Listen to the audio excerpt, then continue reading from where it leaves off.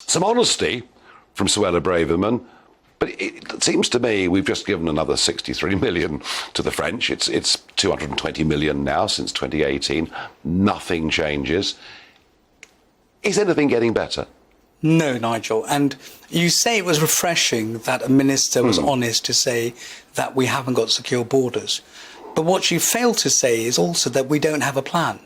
We don't have a strategy. We don't have an efficient system in the Home Office to deal with this influx of asylum applications.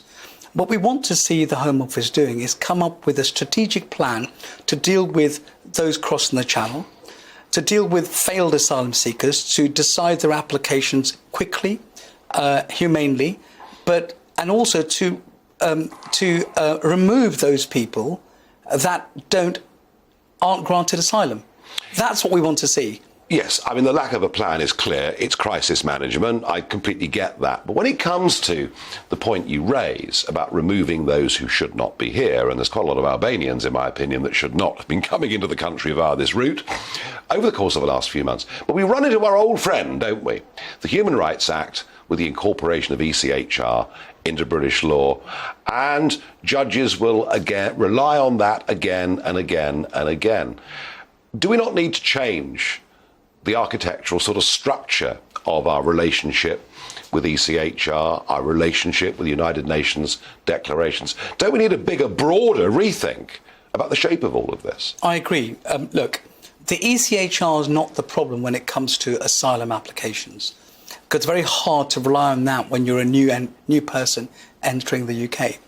The Refugee Convention, our membership of that, needs to be relooked at. So this goes back to 1951? It does. That was the original sort of UN definition of what a refugee is, designed in a post-war world that had seen the Holocaust just a few years before it. If we were to try and re-examine that, would other countries in the UN join us?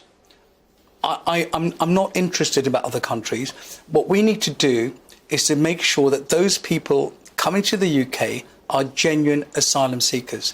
The Refugee Convention doesn't do that. Right. It wasn't designed for economic migrants. It wasn't designed for those entering the UK from an area of armed conflict. That was not the intention of the convention. It was designed for those people seeking refugee because of persecution for one of the 5 refugee reasons. And so the vast majority, in my view, actually don't fit within the convention. Right. But it's so loosely drafted that the courts have upheld it over many, many years. And a world of 71 years ago, as you say, the reasons now that are being claimed are very different to the intention to begin with. Ivan, final thought on this. I think it's very interesting what you just said. Is there anyone in government listening to this? Is this conversation happening in Westminster? Every day, week goes by, a month goes past, I'm waiting for a plan. I'm waiting for the strategy. We haven't seen one, and I don't think they've got one. I think they're mumbling along and hoping that at the moment, the number of people coming across the Channel is determined by the weather, Nigel. Yes.